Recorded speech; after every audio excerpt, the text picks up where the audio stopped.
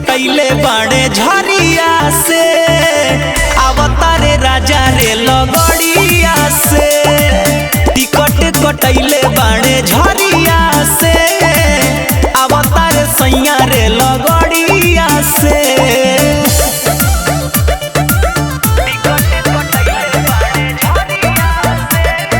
Music by उज्जवल कुमार।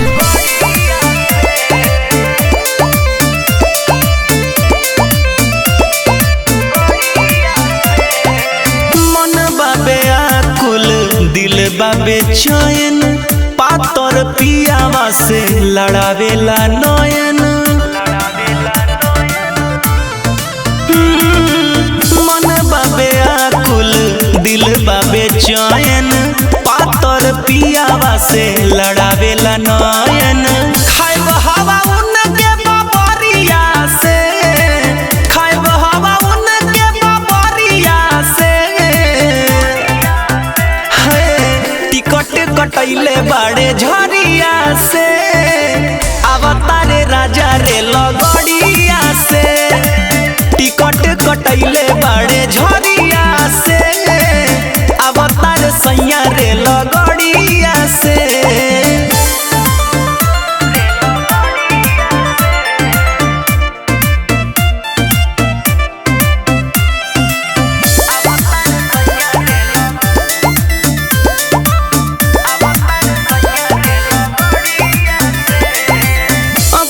के काजरा उठावा के ललिया जो हतारा उनकर कनावा के बलिया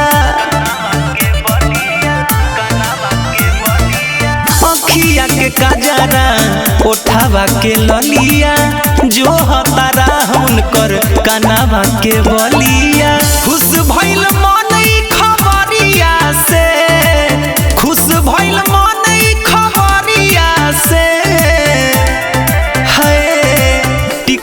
कटैले बाड़े झरिया से अवतारे राजा रे लगड़िया से टिकट कटैले बाड़े झरिया से अवतारे सैया रे लगड़िया से। गाँव गाँव करे कागा हमरो अंगनावा बड़ी दिन बाद आजू आई है सजनावा सज धज गइल बानी बढ़िया से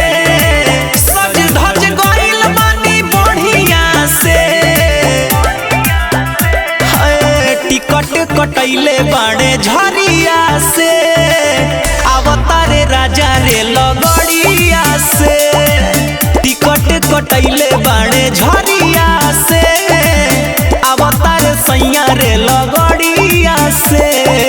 लाडली फिल्म्स रिकॉर्डिंग स्टूडियो दिल्ली।